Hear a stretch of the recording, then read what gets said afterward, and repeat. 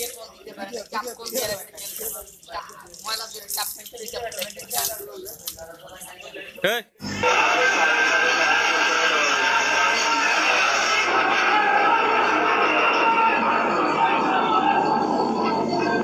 যে তিনি নির্দোষ এই কথা তিনি চিৎকার করে বলেছেন। তবে জাহাঙ্গীর নিশ্চুপ এবং নির্বাক ছিলেন এখন পর্যন্ত। বিকেল বেলা যখন দর্শক, প্রথমে আপনারা দেখছেন জেলখানার মধ্যে রাতে কি এমন ঘটে গেল, কেনই বা এমন চিৎকার? তবে কি হিটু শেখের ফাঁসি সত্যি হয়ে গেল, নাকি হিটু শেখের ফাঁসিতে গুজব যেটা মিথ্যা? কেন এতভাবে চিৎকার হচ্ছে জেলখানার মধ্যে, যা কানে শোনা যাচ্ছে না?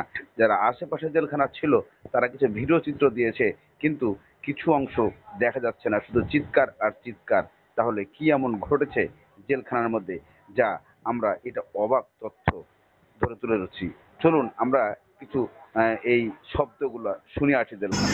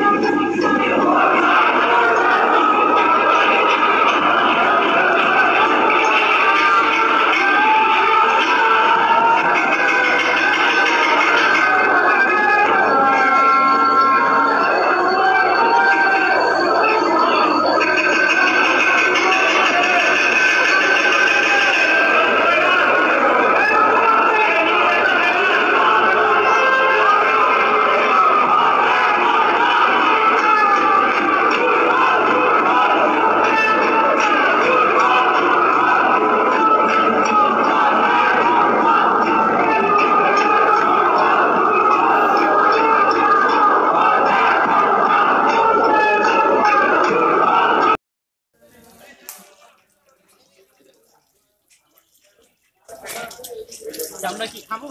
এই একটা ইয়ের বল দিতে পারে, চাপ কোন দিয়ে রাখতে ময়লা দিয়ে চাপ মেরে চাপ এই এই দেখ দেখ কয় বছর? 2 বছর। কি কেস?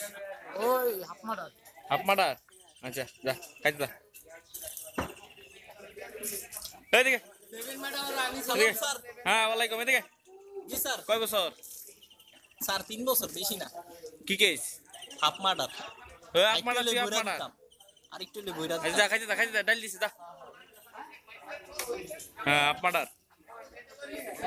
আদারি কইরা লাইছি।